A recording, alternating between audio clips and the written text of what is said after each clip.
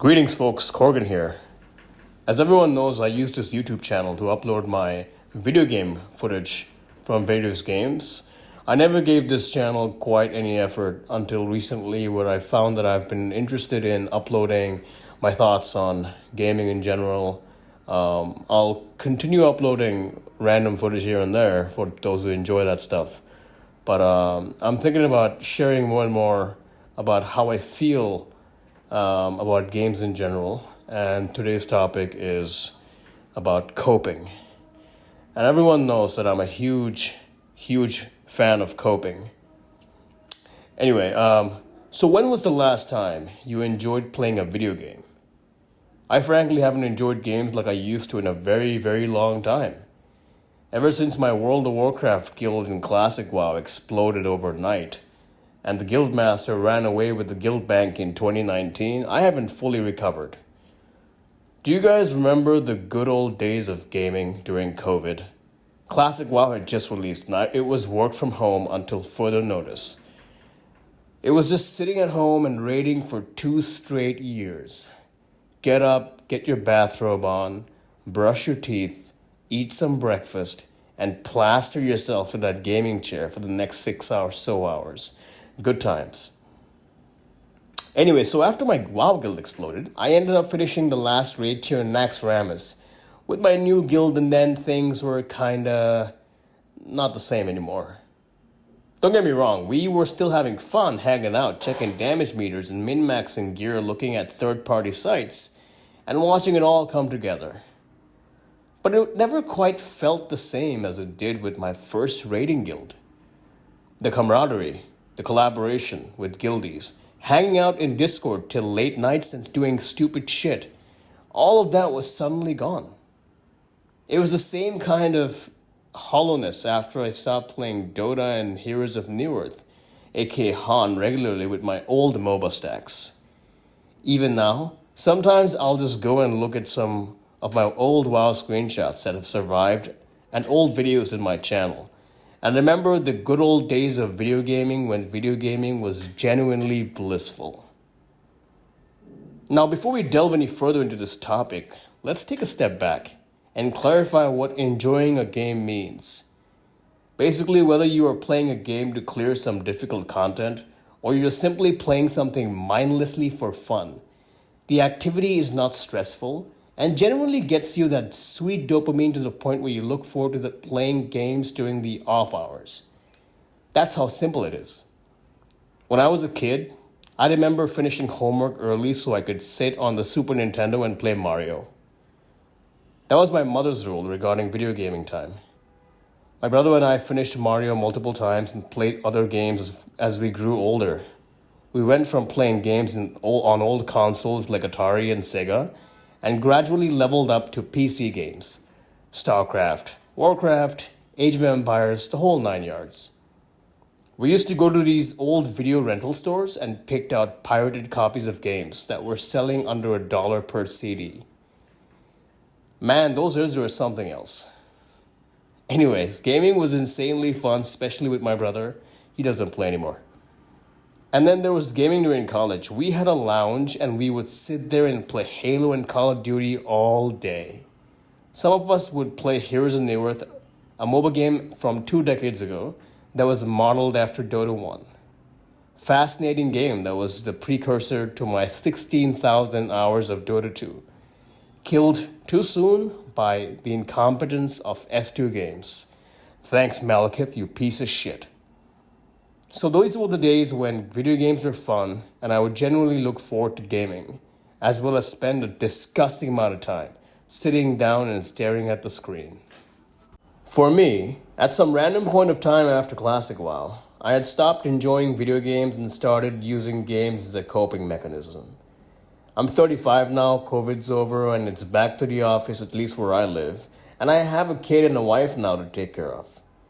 Back then, I could game as much as I wanted without much guilt or a voice barking in my head saying, "Korggan, you gotta make more money." And now, it's just me saddled with guilt whenever I boot up a game and generally getting little to no enjoyment when I sit down in that chair. What do I mean when I say gaming is a coping mechanism? Now, coping in the literal sense means dealing with your problems.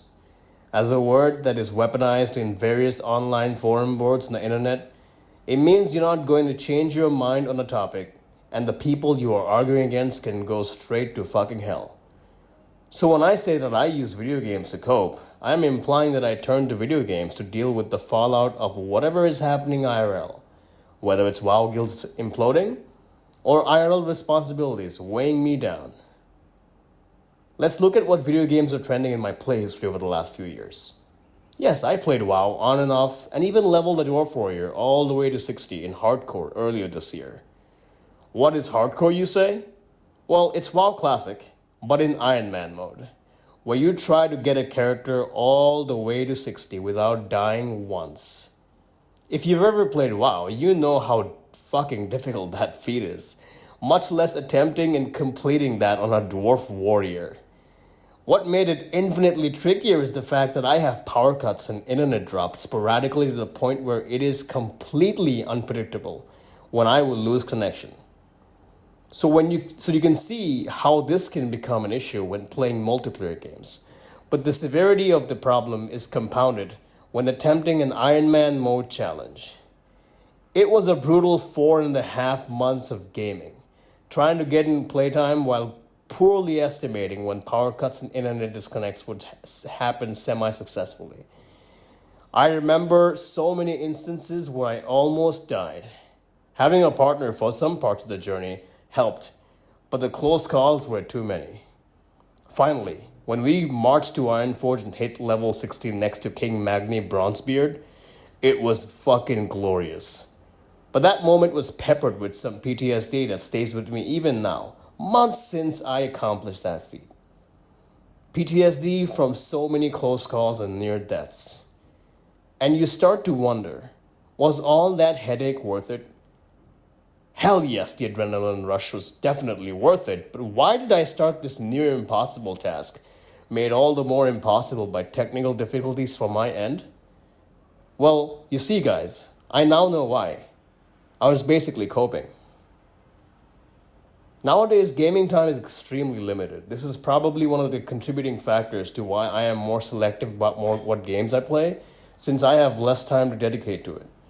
Now, wouldn't this mean, since time is scarcer, I would strictly play games for fun?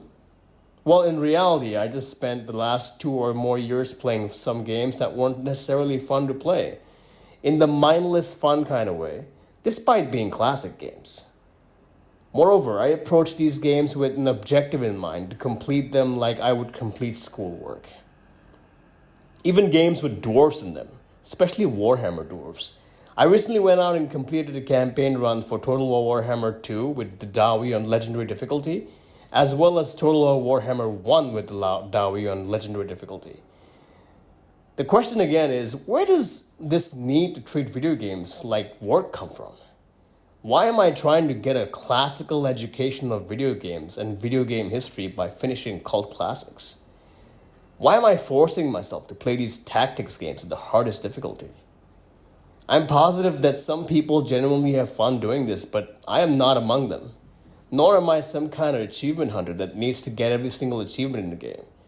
Whatever happens, I hope to God that I never end up becoming that kind of a gamer. It has to be an absolute fucking hellscape. And there has been a lot of coping. If I look back at the last few years, these are the games that I have completed from start to finish, partially because I was coping. Fallout 1, Fallout New Vegas, Fallout 3, Fallout 4, Baldur's Gate 1, Baldur's Gate 2, and the expansion, Planescape Torment, Disco Elysium, Darkstone, Dungeon Siege, Neverwinter Nights 1, Stalker franchise, all those 3 games multiple times, the Stalker modded Realms, Anomaly, and Gamma, all the Bioshocks. That's a lot of RPGs. There were a few old school hack and slash games in there as well, like Blade of Darkness, and boomer shooters like Quake. This list is not exhaustive. Anyway, so there I was, completing game after game, challenging myself to play some of these cult classics. We're often told by other gamers that we should play some of these famous games from the past that are absolutely stellar in every way. And so I did. These are a lot of hours, poured into completing cult classic games as someone who is employed and has a family to take care of. It's a lot of time playing World of Warcraft as well. In the absence of multiplayer games that I would enjoy, and also the fact that most of my friends are not in the same time zone, I dedicated all of this time into delving deep into what I would categorize as a classical video game education. While most of my friends are playing some of the new shinier games in the market, I'm out here tackling old games with outdated UX designs and generally having a blast. But bear in mind, some of these old games, while lauded as classics, are not entirely fun to navigate and finish. There are a lot of tedious sections that you're just trying to aggressively bulldoze through. Let's take Bioshock 2 for example. Arguably a good game, but not as good as the first one. We're still fighting through this underwater city called Rapture, and this time we're playing as one of the alpha big daddies. On paper, this sounds super cool, but the gameplay loop is extremely annoying. You have to harvest Adam like the first game, but this is done slightly differently compared to Bioshock 1. You have to find little dead bodies and then guard their corpses while your little sister takes out her giant hypodermic needle and gets to work while you defeat wave after wave of enemies. This is not only tedious from a gameplay perspective, but also exhausts you from resources, which are crucial to conserve at higher difficulty levels. Point being, Bioshock 2 isn't the most fun game to play sometimes, and can downright become a complete slog. Essentially, some video games have tiresome and tedious sections, further aggravated by not so fun and engaging gameplay loops. To reiterate, I was having fun playing these old games, but Jesus fucking Christ, some of these games had really terrible sections that I was straight up coping through. Oh, there were other ways I was coping too. I taught myself how to play Dwarf Fortress in ASCII mode, despite Steam releasing the latest version with sprites and readable UI. There was absolutely no need to do that. However, I figured that I had a strict preference for ASCII because I absolutely despise the new sprites. They look awful and too cartoony for a game as grimdark as Dwarf Fortress. Why I put myself through the pain of learning how to read ASCII is a topic for another video. I also recently started playing horror games. Some people generally enjoy horror games, and watching horror movies is a fun way to spend time. It was more of a challenge for me. I recently finished Amnesia: The Dark Descent and Soma, both products of Frictional Games. Speaking of horror but not strictly horror, I also completed Jump King and even snagged the achievement for completing the run within the hour. I think my best time was 25 minutes. Jump King is the type of fought-in games that are brutal from start to finish and punish the player, much akin to cock and balls torture. I also completed Dark Souls 2 when I learned that I had somehow skipped it before the Elden Ring release, and I had to include it in my completed Souls game collection. However, I did thoroughly enjoy Dark Souls 2 once I got a hold of how combat works. Seeing King Vendrick in his undead state dragging his massive Zweihander around was worth trekking through the entirety of Drang Lake. Now, horror games and fighting games are genuinely enjoyable for some freaks, but like I mentioned, I wasn't playing them to enjoy myself.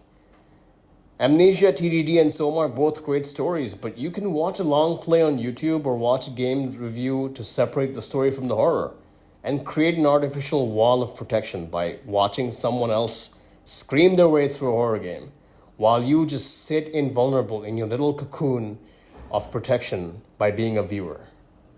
So why play these games? Why play horror games and fighting games? Why challenge yourself if the most of the experience is abject misery? For me, personally, there's an internal voice telling me that the slog is part of the learning process, and that putting myself through these games is some crucial part of character development for me as a gamer and an individual. That's weird, isn't it? But for someone who grew up playing video games and making friends playing video games, I've reached my mid-30s and am now struggling to integrate something into my personality that I may just have matured past. I have other hobbies now, whether it's lifting heavy weights at the gym or reading fantasy books. Also, spending time with my daughter is a massive highlight of my day when I get home from work.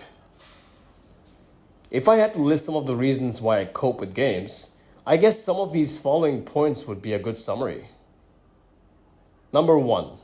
Video game history. Coping with old cult classics is important for gamers like me who are interested in video game history. It helps me appreciate how video games developed over time and the history of some of these old big studios, as well as individual developers who succeeded in the field. I enjoy learning about things like this. When I play a modern game and find something interesting, I have an older game in my repository that I can immediately draw comparisons to, and this lets me critically analyze modern games better. Overall, it makes me a better consumer of video games. Number 2. Lore. There are games with enjoyable lore. As an avid reader, I sometimes treat games like visual novels and put myself through the slog so I can digest the lore. The reward is the lore itself. For example, while Amnesia: The Dark Descent is a pretty horrifying experience, there is an amazing dark gothic horror storyline seamlessly baked into the meat of the game. I highly recommend the game for the lore and also for the gameplay itself. Truly the masterpiece that is well deserving of its cult classic status in the horror genre. Number 3. Molding and identity. I'm a proud neckbeard who loves role-playing dwarves, reading fantasy books and playing old-school games. Immersing myself in activities that reinforce my identity is important to me. It sort of lets me grow along a known trajectory and path as an individual. You won't catch me playing something like Fortnite or Overwatch. Not only because I won't enjoy them necessarily, but also these games are completely antithetical to the carefully curated image of the boomer neckbeard gamer that I have painstakingly sculpted for myself. Number 4. Nostalgia. Something about playing old games with super dated graphics reminds me of my unbothered childhood days and playing video games after school with my brother. In my head, these old school games are better when compared to the newer disappointing titles from AAA companies, where games have massive budgets but turn out to be extremely good looking, shitty products from either a gameplay or world building perspective. I know this is quite the massive generalization, but it somehow feels like the more budget game developers get, the more sidetracked they get from focusing on the important bits and pieces of what makes a video game truly good and remarkable. Baldur's Gate 3 and Elden Ring are two of the greatest games of our current timeline, but for those two games there are thousands upon thousands of early access unfinished garbage games floating around in the development hell in Bloatscape. Which brings me to my point. Since modern games have largely been such a letdown, there's something about old school dated games with dated graphics, even in modern games but especially in old games, that communicates that the devs have spent more time working on gameplay and the other important departments, and that the overall game will be fun to play to my subconscious. This subliminal messaging is important and often gets me to give these games more of a chance than I would a modern video game.